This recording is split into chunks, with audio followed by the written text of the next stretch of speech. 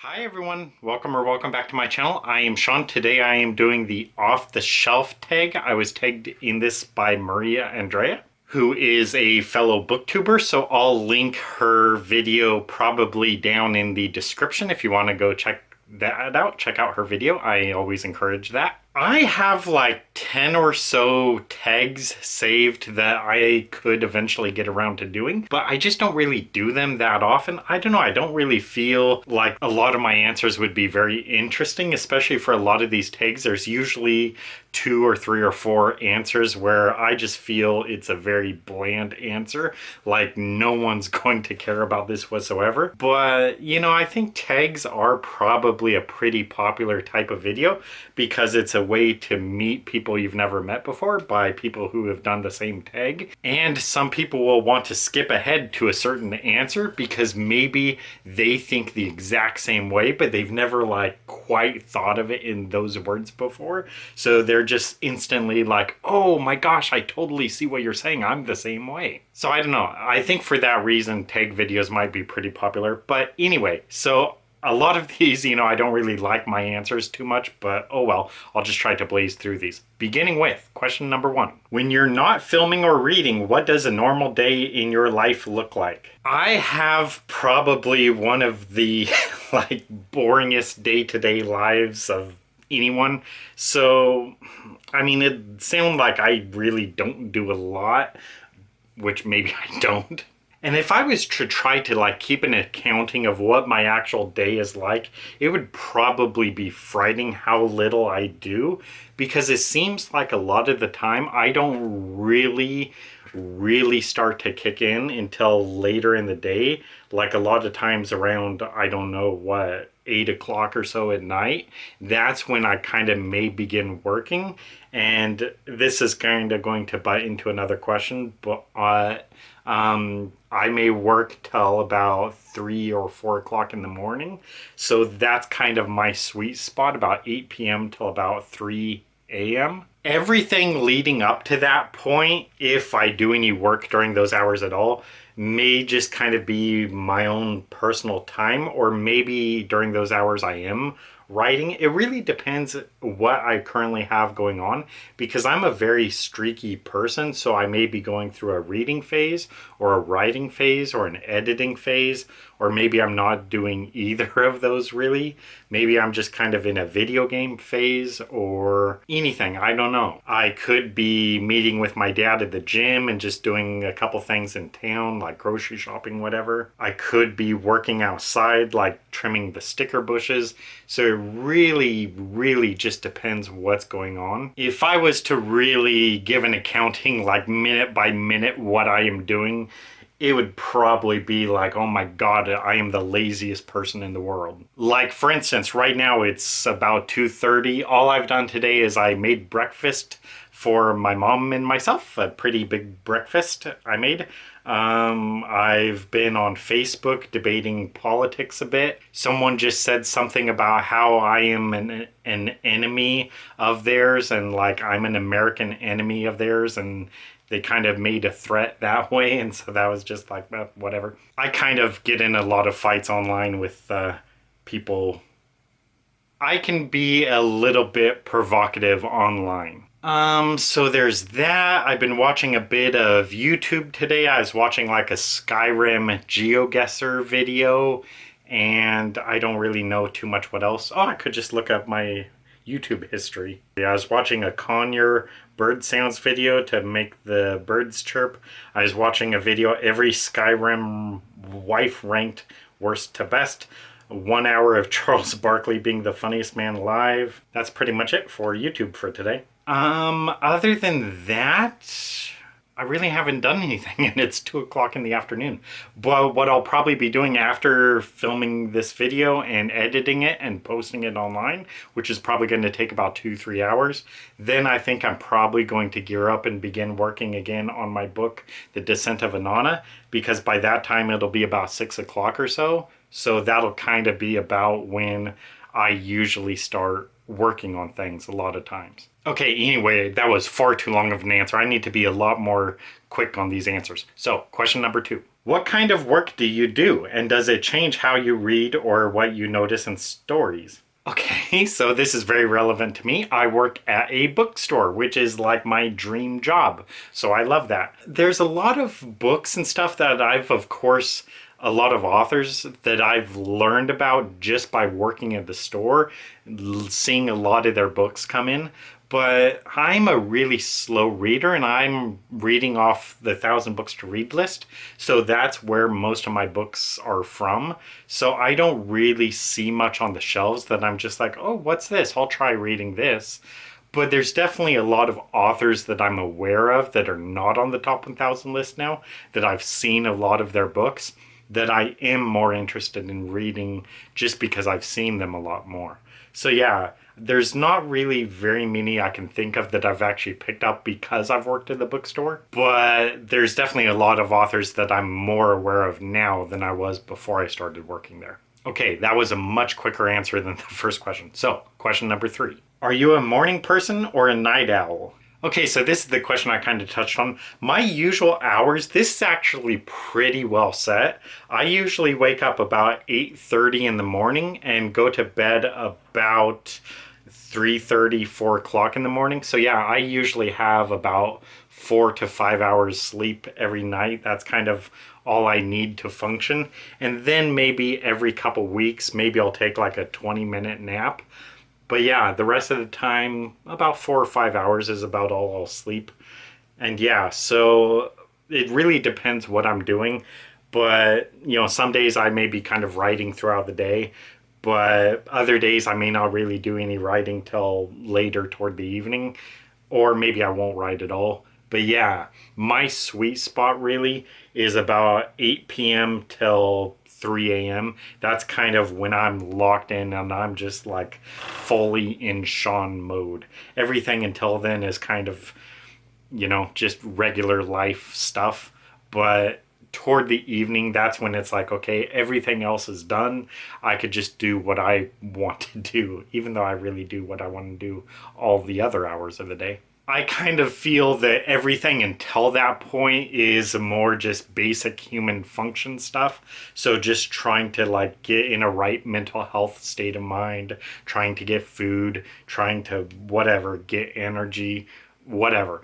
But then later toward the evening, it's finally like, okay, this is my time. I can do whatever I want. Question 4. Do you recharge by being alone or talking to people? This one's a tricky one. I guess it'd be a little bit of both, but between the two, I'm probably mostly more just recharge on my own and just to whatever. So I have a lot of things that interest me. So I'll kind of use those to try to help myself get in the right state of mind for whatever I want to do, namely, which will be writing. I may be too tired to write. I may be too frustrated with something going on in my life. So I feel kind of too distracted to write. So I may want to, watch YouTube videos or whatever. So I can kind of get that other thing off my mind. And then I'm able to proceed with whatever I want to do, like writing. And Nibbler right here is on the edge of his cage staring at me. I haven't mentioned yet, I am babysitting or bird sitting my dad's parakeet, my old parakeet Drizzle. So Drizzle is over at the house right now. So I might throw in some footage of them right here. So this is going pretty well. Having my dad's parakeet over, my old parakeet Drizzle. The birds have gotten along fairly well. They're definitely interested in each other, but I keep them pretty well apart because I am just afraid Nibbler is 2 or 3 times the size of the parakeet. So I'm nervous, of course, that Nibbler might kill the parakeet. But so far they've gotten along pretty well. They've kind of nipped at each other a little bit, but I've been pretty good at making sure as much as possible they don't do any harm to each other, while at the same time getting them to have an up close look at each other And yeah, one good thing I've been pleasantly surprised about is they've actually been very quiet. I thought they would be extremely noisy. Hopefully, I don't curse myself now. But yeah, it's just been real quiet. Like if you just listen right now, you may not even know there's two birds in the room. But yeah, so they're just both really quiet birds, which I kind of like because birds can be very noisy. So anyway, yeah, that's kind of something that's been going on the last couple days for me is bird sitting for my dad's parakeet. Question 5. What drains you more, too much socializing or too much isolation? Given the question, I would probably say it'd have to be too much isolation because socializing doesn't really drain me.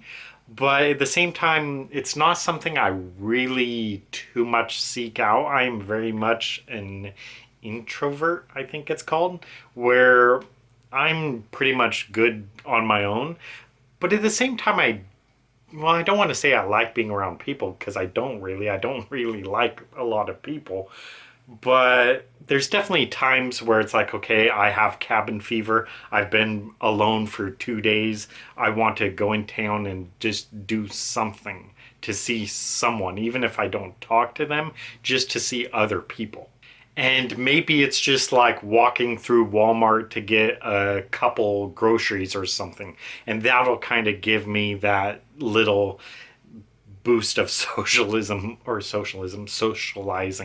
that I need. Like, okay, I've seen people, I can go home now and have another couple days by myself. But do I ever really feel drained by socializing with people?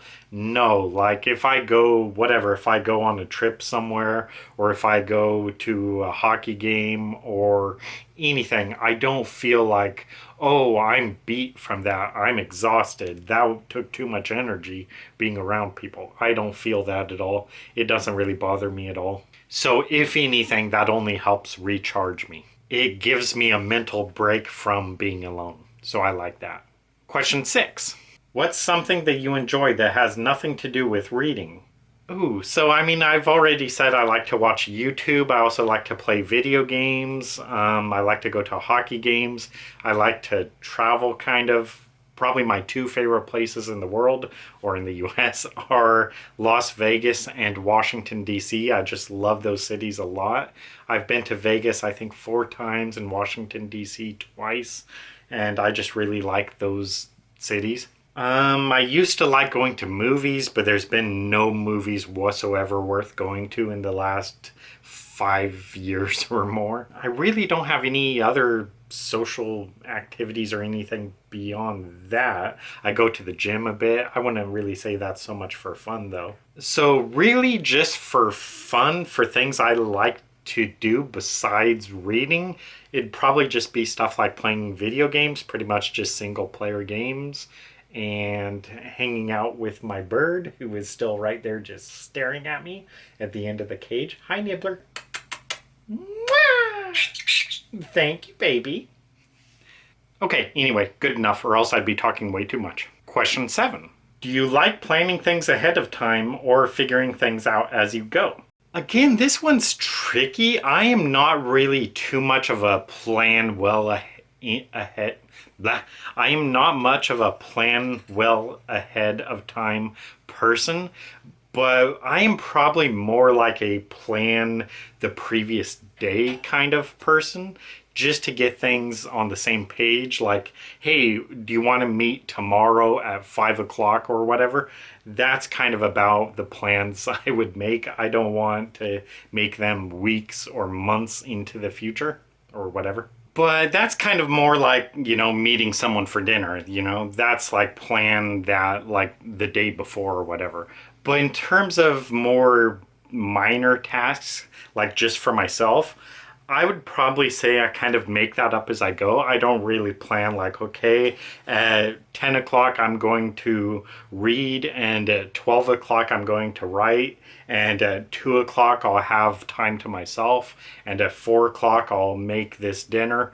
I just do whatever as it comes. But if there's someone else involved, I don't want to just be completely spontaneous and just to wait for them to just call me at the spur of the moment and be like, hey, are you ready to go to dinner or whatever? For that, I'd like to have some kind of advance warning so I can kind of plan around it. I really do not just like trying to plan something and the other person is just like, oh yeah, we'll figure it out. I'm like, I'd like to know so that way I don't have to like keep my entire schedule open just for you. I'd like to at least plan something out. I don't really care if it's going to be changed from 3 o'clock to 4 o'clock or 5 o'clock or whatever, but I just like to kind of narrow something down, pencil something down, rather than just saying, oh, we'll figure it out. That's why I hate like repairman or handyman or whatever, when they're always like, oh yeah, I'll be at your house sometime between 8 o'clock in the morning and 5 o'clock in the evening. It's like, why have that wide a gap? I'm just supposed to keep my entire day open just for you. I hate that. Narrow it down some more, between 8 and 10 o'clock, or between whatever 8 to noon, not just 8 to 5. Question 8. Do you like working alone or alongside others? Okay, so for this one, I guess I'll use the bookstore as a reference point. I kind of like being able to work alone, just doing my own thing, knowing my own job, and not having to work necessarily alongside someone. But at the same time, I don't want to work in complete isolation. I like being able to kind of break up part of my work by being able to just be around someone, to see someone, to talk with them for just a few seconds. That helps me. So I think that's kind of my answer, is I like working largely by myself, but maybe with someone who is fairly close by, maybe not like always within eyesight or whatever, not always working alongside me, but just kind of in the general area where I'm working. So that way, we see each other throughout the day or whatever. So that way, it's not like working completely alone, but it's also not like working side by side with them. Question 9. Are you more sentimental or practical? Okay, for this one, I think I just have to say I'm both, because I can't really even think of an example for like the practical. But like for the sentimental, I have like over 200 signed books. So my practical view of it is, I have no reason to have all these signed books. I don't plan on selling them. I'm just keeping them. So why? I mean, it's not really practical to do that unless there's some really useful reason why I'm doing that, to, for instance, wind up selling them or whatever. So that's a very sentimental thing I have, my signed books. I can't really offhand think of a way that I'm very practical, that I have a very practical lifestyle or anything like that. I don't know. I just don't have an example for that, and I don't want to just think forever to try to think of an answer for that. So I think it's both. I mean, there's things I do that are sentimental, and also things that are more purely practical, I guess. I don't know. I don't really like this question too much, but yeah. So I'd say both. Question 10. What kind of pace do you prefer in life? Busy, steady, or slow? Well, I would say steady, but given my life, it'd probably be slow, because I'm pretty much just usually on my own, and I may only go in town about twice a week, maybe 3 times a week, and for real small things. So yeah, I probably have a pretty slow lifestyle, I guess. I don't go out to movies or clubbing or out with friends or to parties or anything. I'm pretty much just by myself. So that's my lifestyle. And like I say, I may not really be doing a lot during the day, but at the same time, I'm doing things like I'm chugging out novels. So I've published 7 books now, I think, and I'm currently working on one. I'm currently editing a couple books. I have 5 books on my currently reading shelf. I'm always watching YouTube. I'm playing video games. I'm hanging out with my bird. So I don't know. I'd I don't know. It's still probably a slow lifestyle just because I'm not like constantly on the go. So there's people who, are like that, and I'm not like that. I'm very much more of a sedentary life or whatever it is. I mean, I live a lot of my life within like a 12-foot circle or whatever. So probably pretty slow, but for me, it's also pretty steady because it's just a routine that I am in. And yeah, so for me, it's steady. For a lot of other people, it'd probably be slow. But I don't know, for some people, it'd probably be fast paced. Like, dude, you're writing so many novels at once and you're reading so many books at once and you're doing the bird and you're doing the work at the bookstore and you're going to the gym and you're doing this and you're doing that. You're going to Hawaii, you're going to Las Vegas, you're doing all these things. They may see that as like, damn, that's a lot of stuff. So I guess it's all relative. But for me, I'd say it's probably on the slow, steady side. But definitely relative to other people's lifestyles because I mean compared to like a mother, I do nothing. I mean, I am like a snail's pace where I have so much time to myself. I have more time than I know what to do with. Whereas, like a mother, they're like, time, what is that? I've never had that. So yeah, it's all relative, but I know I probably have a really slow paced lifestyle. Question 11. What's a simple task you strangely enjoy doing? Okay, I've thought about this one for a while and I still do not like my answer, but this is just kind of the closest I came up with. A lot of times when I come home from town, I'll sit in my car for maybe, I don't know how long, maybe 3 minutes or so, maybe sometimes like 5 minutes. I mean, potentially sometimes even closer to 10 minutes, where I'll just kind of sit there. Maybe I'll look at, Facebook, look at YouTube, check Wikipedia, do those things, check the news.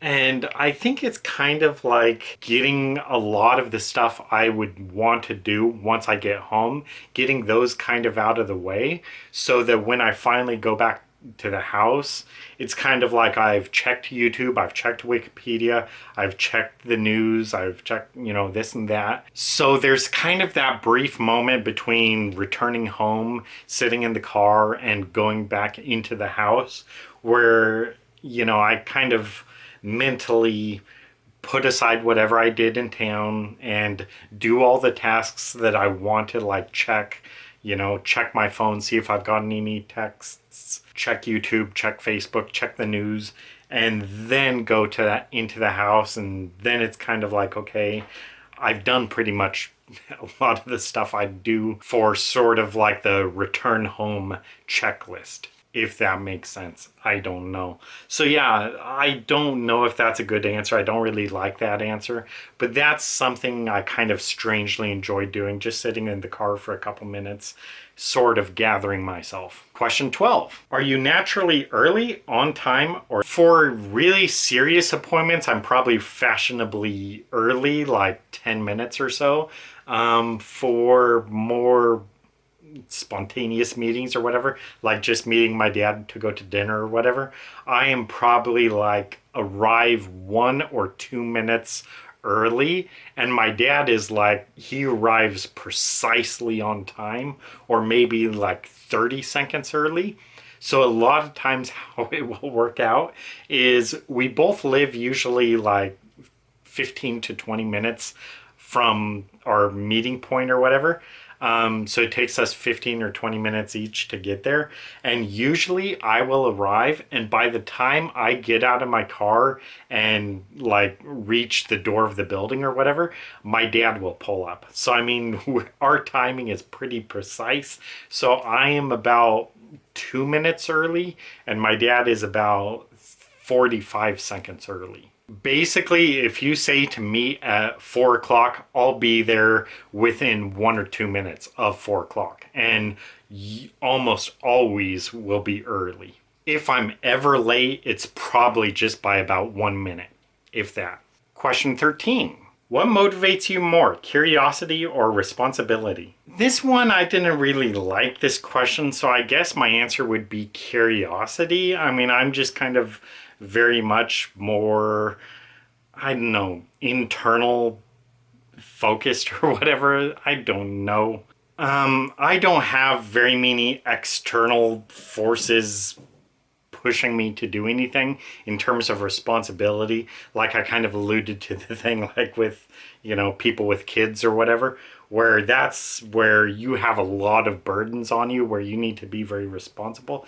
I don't have that. So if I am motivated to do anything, it would be more just my own whatever. I don't know. So, I mean, there's nothing and no one really telling me, like, go to the gym, read a book, write a book, whatever. Those are more just my own personal whatever, rather than a more, I don't know how to say, something like a child, where that's like a very, I don't know, real thing that's like, hey, you need to do this because you have this baby to take care of.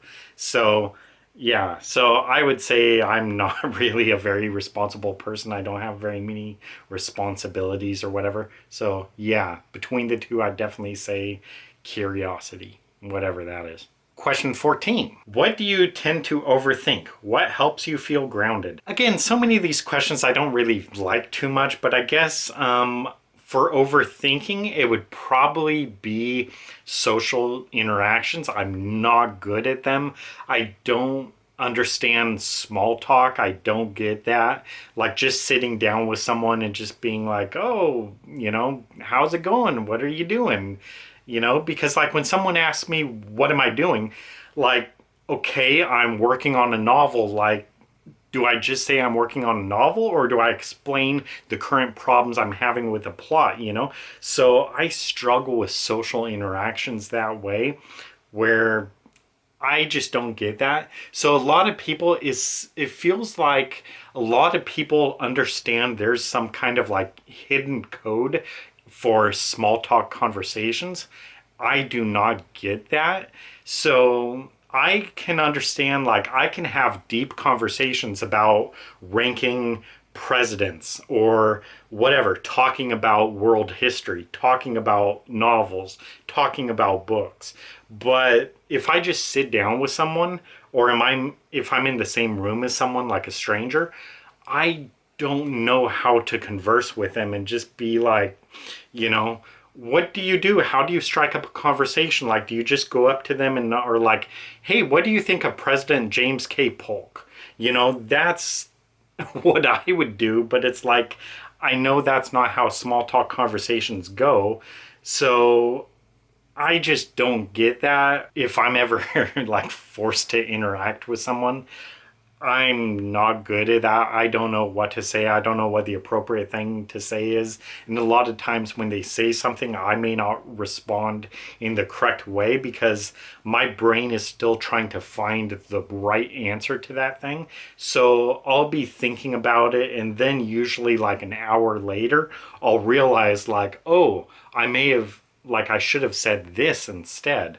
But it takes me an hour or something to have that finally pop into my head. So that's something I definitely overthink is small talk conversations and stuff. Because I just can't do that. I don't know how to do that. I don't know what people are supposed to say. For instance, like, I understand, like, a lot of people begin at, like, hey, how you doing? And they'll just be like, oh, fine. And then what do you say? I mean, do you say, like, so, who's your favorite president? Or, who's your favorite Sumerian god? Or anything like that. What are your views on Napoleon Bonaparte? Do you prefer M16s or M4s as a service rifle for the United States military? Those are like small talk conversation points I would want to make, but I know, no one would talk about that. So I don't understand how you're supposed to proceed from, hey, how's it going? To the next point. I mean, what do you say after that? I don't get that. So that's why, like, small talk conversations are, yeah, I can't do that. So conversations are something I definitely overthink. What makes me feel grounded? I'd say that'd just be my own personal hobbies. So just writing, reading, video games, YouTube, all those things I like doing. That's my comfort zone. So that's where I feel comfortable. And also things that I am interested in. So if I am able to have a conversation with someone about topics that I am interested in, that's fine. So, for instance, if I was just like walking in town and I saw someone who had a booth that's like, I want to talk about Sumerian gods, I'd be able to go up to them and be like, oh, yeah, so, what do you think of Enki or whatever? What do you think of Ninurshag or whatever, Anana and all that? I could have a conversation with them then. I could ask them, like, hey, I know of the Akkadians, but I don't really know the Akkadians that well. Do you know about the Akkadians? I'd like to learn about them. Where is Acadia? What was their capital? And all that, I could converse about that. But yeah, otherwise, I don't really know how to talk with people. For instance, I mentioned Las Vegas. There's an incident where we were taking a cab from one casino to another, and my grandpa started talking with a taxi driver because my grandpa is like the complete opposite. My grandpa, he can talk with anyone about anything. I mean, master conversationalist. So my grandpa, of course, starts talking with a taxi driver, and he asks him like, hey, so where are you from? I would never ask that because I'd feel like, dude, that's way too personal. But the guy said he's from Egypt. And right away I was like, oh my gosh, I've never met an Egyptian before. So I wanted to ask him like, so what are your opinions on President Mubarak or whatever? What are your thoughts on the 2011 Egyptian revolution? What do you think of the Muslim Brotherhood? What do you think of this Egyptian figure? What do you think of that Egyptian figure? What do you think, do you think Cleopatra belongs in Egyptian history, Greek history, or Roman history? Because technically, even though she was an Egyptian pharaoh or whatever, she was Greek, so does she belong with the Greeks? But at the same time, she was married to Julius Caesar and also got together with Mark Antony. So she's also connected with the Romans. So, like, does she belong in Egyptian history, Greek history, or Roman history? That's just something I'm interested in. And the reason I say that is actually because at the bookstore, we have books on Cleopatra. And I always kind of wonder, should I put them under ancient Egypt, ancient Greece, or the Roman Empire? Because she could be all three. So it's like, I mean, if it's a book on Cleopatra and Julius Caesar or Mark Antony, does that go under ancient Egypt or does it go under Roman history? Or since she's a part of the Potomac dynasty or whatever, that's a Greek dynasty, so should she go under ancient Greece? Or should she just go under ancient Egypt? So that's just something where, like, I'm fascinated with that. Like, what are your opinions on that? Do you think Cleopatra is Egyptian, Greek, or Roman? Which section should she go in? That's interesting to me. So when the guy said he was Egyptian, I was like, ooh, I could talk with this guy. Where are you from in Egypt? Are you from Cairo or Alexandria or Aswan or whatever it is? Or Luxor or whatever? And then I could talk to him and get information from him because I've never been from Egypt to Egypt. I never met any Egyptians. So, to ask questions and to be like, are you Arabic or are you Coptic Christian or whatever? Have you ever been on the Hajj or whatever to Mecca? Once he said he's Egyptian, I mean, that gives me like the starting point where, okay, I could talk with this guy. But if I was to just get in the taxi by myself, I wouldn't ever strike up a conversation because I just want to know what to say. I mean, I may ask like, have you been driving a cab for long? But that's the only question I'd know to ask. And once he answers it, it's like, I don't have any answer to that. I don't have any follow-up to that. But if he says something like, oh, I'm Egyptian or whatever, then it's like, oh, okay, I have things I could talk about here. And it's kind of funny too, because at that point, my grandpa has less to say because, I mean, he doesn't know Egypt as well as I do. So, I mean, right away, I'm thinking like, okay, I have questions for this guy. Whereas my grandpa's just like, oh, wow, Egypt. Wow, that's neat. What brought you here? Whereas me, I'm thinking, okay, this guy is a gold mine. What did he think of the Egyptian revolution? Whatever. I'd have thousands of questions at that point. Anyway, that's good enough for this question. Question 15. What's something you always notice when entering a room? Well, I mean, this is going to be silly, but whether there's any people in it. Because I don't really think I look around to notice things like, is the room clean? What color is the sofa? Or whatever. I mean, I'm not that observant. So when I enter a room, I just look around to see, is there anyone else in here? And who is it? Do I know them? Because if it's someone I know, then it's like, okay, hey, what's up? But if it's someone I don't know, it's like, stranger. So yeah, I guess that's really my number one thought whenever entering a room is just, is there anyone in that room? And if there is, that's going to determine what happens going forward. And yeah, so that's the number one thing for me. That may be a really obvious answer, but whatever, it's the best I got. Question 16. What kind of humor do you naturally use? This one's kind of a little tricky, but I would say I try generally to use more contextual humor or whatever. I don't really like plan jokes in advance. I don't really have jokes. I look more in terms of situations. So to use context as the joke.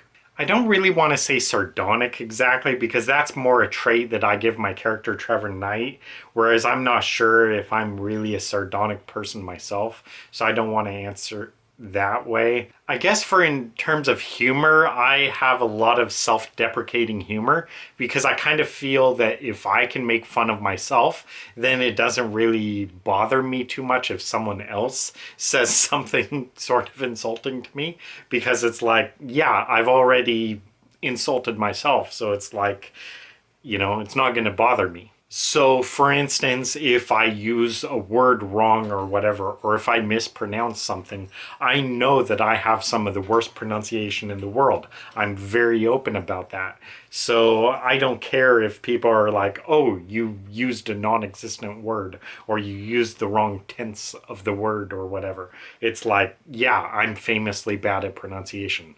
I admit that. I wear that on my sleeve.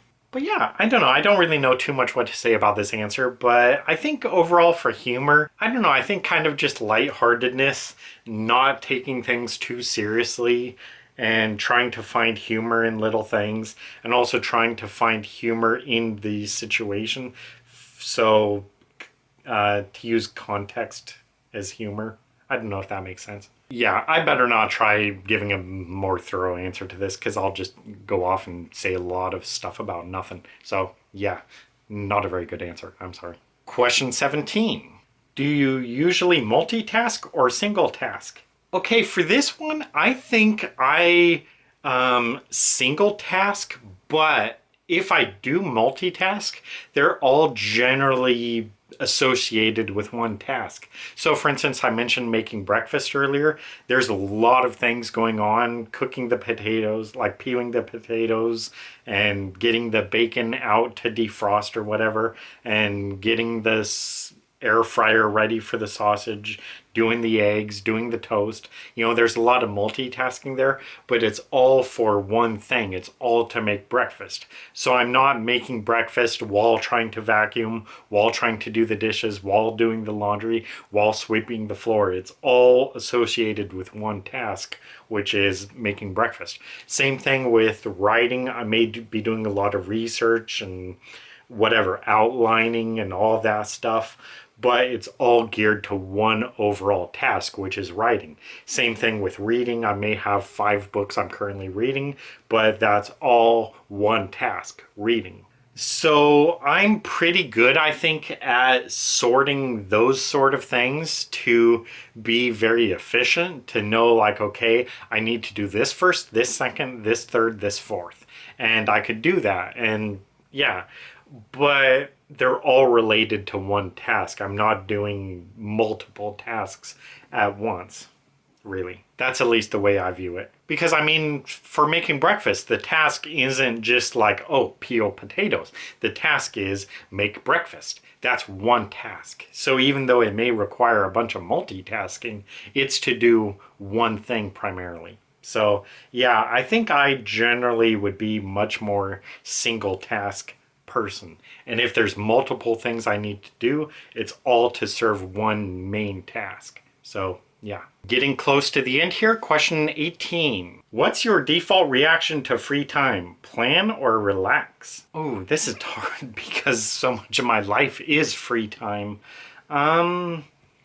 I don't know. I'd say I don't really plan too much. I mean, if I ever do make a plan, like a schedule, I always ignore it most of the time. Or even if I do follow it, I may follow just like one task, like the first task, and then I just ignore the rest of the schedule. So, yeah, I don't really plan much at all. So, yeah, I'm very much more of a just make things up as I go kind of person. It really has to depend on my moods and my energy and stuff, my mental health state, because if I want to try to plan something like writing, when I get to that moment, I may not be in the mood to write. I may have something going on in my life where I just can't focus on writing. Maybe I feel too tired to write a chapter, whatever. So I really have to just kind of get in the right mental health state first before I can really do a task like that. Anyway, that's it for that answer. Question 19.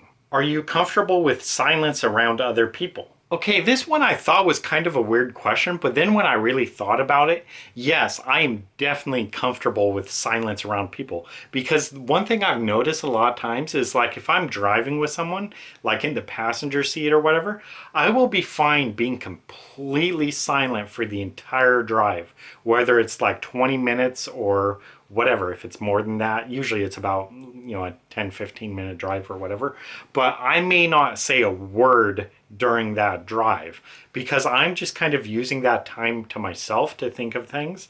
So I don't feel the need that just because there's someone else there that we need to talk.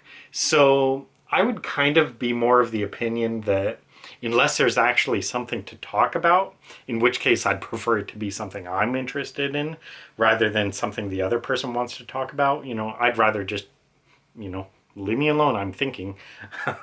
But yeah, I don't feel at all a need to like, hey, we've been quiet for 20 seconds. We better break this, silence. I'm very comfortable with the silence because to me, I could use that to think for myself, to brainstorm for whatever, to try to get in the right mental health state. So yeah, I absolutely do not mind being around people and not talking with them at all. And it's the same thing with like dinner parties and stuff for like Thanksgiving or Christmas. I am a really quiet person a lot of times. So I may just kind of wander from room to room, like social group to social group, and never say a word. And just because there's nothing about the conversation that interests me, so I just kind of am like there, but I'm not saying anything. So yeah. Last question, question 20. Do you usually remember conversations or impressions? I would say so, especially being a writer. I tend to remember a lot of things pretty well. Not like vivid descriptions about anything. I'm not a very observant person, unfortunately. So I can't recall details about that, like, oh, you were wearing a green jacket or whatever.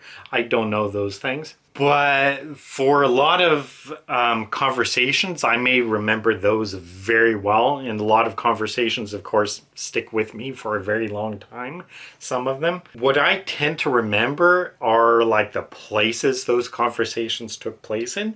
So I may be able to tell the person, like, you were standing here and I was standing here and whatever. But what I don't remember very much are a lot of dates. I'm not very good at that kind of thing where I can remember time reference. So yeah, just remembering exact dates and times, I'm not good at that. So for instance, my mom and I just went out to dinner in town a couple of days ago. I do not remember at all which day it was. I mean, I don't remember if it was 2 days ago. Oh, actually, now, here's how I do remember things is I remember things by reference points. So the day my mom and I went out to dinner, it was Wednesday because it was my last day at work for the week. So I was like, well, I kind of want to treat myself. So I was like, hey, Mom, do you want to go out to dinner or whatever? Do you want me to pick you up something? And so she's like, oh, well, let's just go sit down and eat because she was in town. So yeah, we had dinner after work. So that was Wednesday. So that's how I remember things, is by reference points. So I may remember that, like, oh, I worked that day, or Barack Obama was president, or anything like that. Or whatever. It was one day before this national world event or whatever. But in terms of like really remembering times, like April, March, Monday, Tuesday, 7 o'clock, 4 o'clock, whatever, those are all kind of like that. I don't know. The only reason I knew my mom and I went out to dinner on Wednesday was because I worked that day. But I really struggle like remembering like what day it is, what month it is, sometimes what year it is. But then I could use references for it, like who was the president at the time. That's how I tend to remember things. Or did I work that day, or whatever. Anyway, yeah. So again, I don't know if I really like take videos so much because I feel I don't have a lot of good answers, and I know I tend to ramble a lot, and I definitely rambled. I know I need to get a lot quicker, shorter videos because that's what people want to see. They don't want to see 40 or 50-minute videos. I'm sorry, I'm a real talkative person. I know that's why I don't get a lot of clicks. People, they only want to watch like 5-minute videos. For being a really introverted person, I definitely like to talk a lot. But that's because it's something, if I'm able to talk about it, if it's something that interests me, I could talk on and on about it, like for the Sumerian gods, or the presidents, or world history, or Egypt, or my books, or whatever. Those things interest me, so I could talk on and on and on about them. But in terms of like knowing what people actually want to talk about, I don't get that. So when I get the opportunity to talk about something I want to talk about, or something I can talk about, I'm like, oh, you're from Egypt? Oh, I don't want to just like end this conversation now. I want to talk to you for a few hours so, I could pluck your brain and see what you know, learn from you, share information with you, share knowledge with you. But yeah, in terms of like small talk conversations and all that, and just being able to go up to someone and talk with them for 5 minutes about just like, oh, how's your dog doing? And, what have you done this week? And all that. I'm just, I hate all that. Anyway, that's it for this video. So yeah, again, I know I need to get these videos run times way down. I'm way too talkative. I ramble way too much. No one's interested in that. But anyway, yeah, that's it for this video. So thank you guys for watching. Hope to see you in another video.